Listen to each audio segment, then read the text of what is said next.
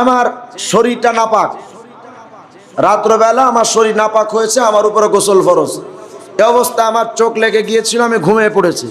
ঘুমের থেকে উঠে দেখি সাহারির মাত্র 10 মিনিট টাইম বাকি আছে। এখন যদি আমি গোসল করতে যাই তাহলে আমি সাহারি খেতে পারবো না। তাহলে এই যে আমি নাপাক ছিলাম, নাপাক থাকা অবস্থায় আমার সাহারি খাওয়া যাবে কিনা বা রোজাটা আমার হবে কিনা, এক্ষেত্রে আম্মা জান আয়েশা সিদ্দিকা রাদিয়াল্লাহু তাআলা আনহা এবং উম্মে সালামা রাদিয়াল্লাহু তাআলা আনহা থেকে একটা হাদিস আসছে, বুখারী শরীফের 1925 নম্বর হাদিস। ইন্না রাসূলুল্লাহি সাল্লাল্লাহু আলাইহি ওয়াসাল্লাম কানা ইউদরিকুহুল ফজর ওয়া হুয়া জুনুবুম মিন আহলিহি সুম্মা ইয়াগতাসিলু ইয়াসুম।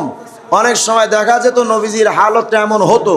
সুতরাং যদি কোনো ব্যক্তি অপবিত্র অবস্থায় সাহারি করেন এবং পরবর্তীতে তিনি গোসল করলেন সাহারি খাওয়ার পর বা রোজা শুরু হওয়ার পর, অসুবিধে নেই, তার রোজাটা হবে।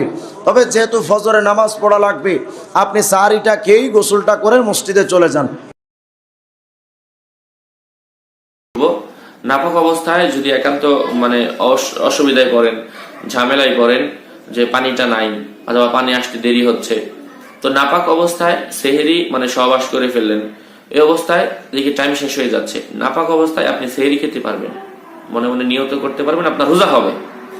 রোজার ক্ষেত্রে কোনো অসুবিধা নাই, নাপাক অবস্থায় খেলে আপনার রোজাও হবে, আপনার সেহেরিও হবে, আপনার সবকিছুই হবে। কিন্তু ইন্না ফিস সাহরি বারাকা, নিঃসন্দেহে সেহেরি খাওয়ার মধ্যে বরকত রয়েছে। সেহেরিটা শুধু সেহেরি খাওয়া নয়, এটা হচ্ছে একটা বরকতি খাবার। আল্লাহ রাসূলের এই হাদিসের মধ্যে একটা হাদিসের মধ্যে বলেছেন, নিঃসন্দেহে সেহেরি খাওয়া একটা বরকতের খাবার।